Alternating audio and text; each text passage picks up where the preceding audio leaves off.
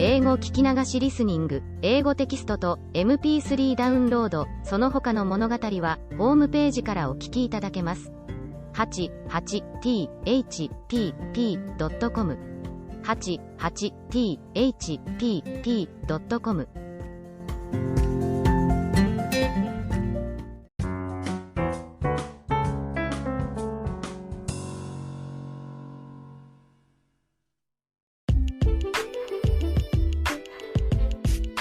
I spent my teenage life at a privileged Catholic school.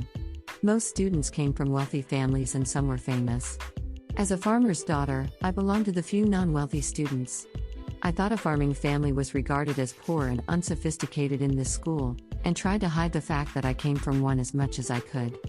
Every time I submitted the paper on which the parents' occupation should be stated, I put my thumb right on the word farming so that other students didn't see it. There was a famous long-standing chain of high-end chestnut snack stores in the city which chain name was the same as my last name, and one day, a student casually said to me, "Your family owns the chain, doesn't it?" While the chain and I happened to share the same name, we actually had no relation.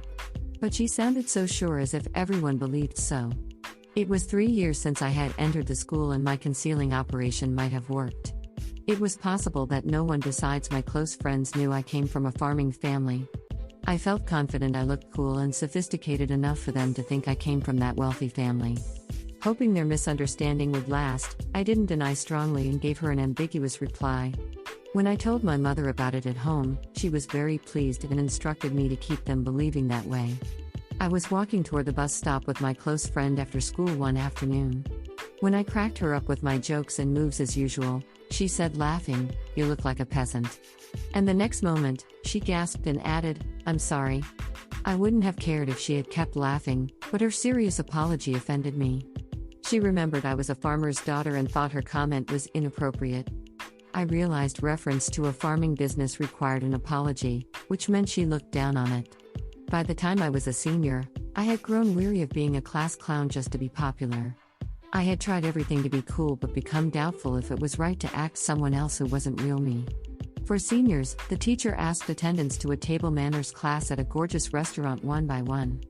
Since some students were busy preparing for the entrance examination of universities and colleges, they were allowed to opt out of the class. I was one of them, and when my classmate behind me heard me answer not coming, she started giggling. Then she said to me, "Even though your family is a farmer, you'd better learn table manners." The girl next to her was also giggling and said, "That's what we shouldn't tell her." It was a wake-up call. All those years everybody had known my family was a farmer and laughed at me inside while I pretended to be cool. What I had been doing so hard for years was nothing. Since that day, I stopped acting a class clown and returned to my true quiet self. A couple of days later, in a class journal that all students would read, I wrote, "I'm a farmer's daughter. Yet, I have been to a high-class restaurant, and I do know table manners."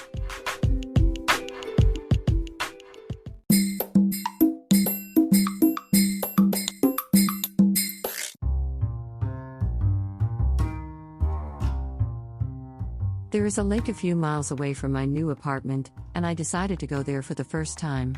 The local bus to the lake was surprisingly old-fashioned and worn out. It jolted along a mountain road, ascending higher and higher.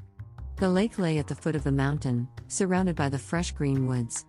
Although I had expected it to be a popular recreation place for locals, it was quite lonely and quiet with only a couple of small spots to eat and shop. One of them was an Italian restaurant, and I had an expensive lunch there as a sole customer. The directory showed that there was a walk around the lake and I tried it. It got steeper and rougher as I walked on, as if I was climbing a mountain. The walk looked exactly like the one in my recurring nightmare, in which I walked along an ever-steepening path and ended up tumbling down the slope every time. I crawled along the walk on all fours so as not to tumble down. Fighting off a fear of heights, I finally got to a suspension bridge over the lake, and the view of the lake from there was breathtaking. On my way home, I mistook the road for the bus stop, and walked all the way home. It took 90 minutes and I was dead on my feet.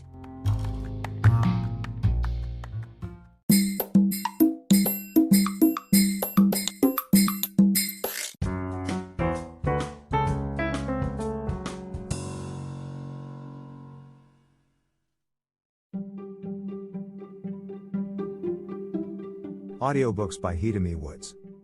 First audiobook, Japanese Dream by Hitomi Woods on sale at online stores or apps.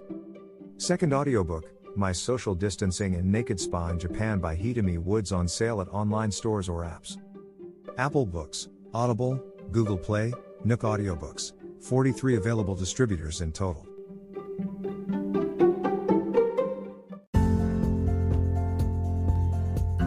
英語聞き流しリスニング、英語テキストと MP3 ダウンロード、その他の物語は、ホームページからお聞きいただけます。88thpp.com 88thpp.com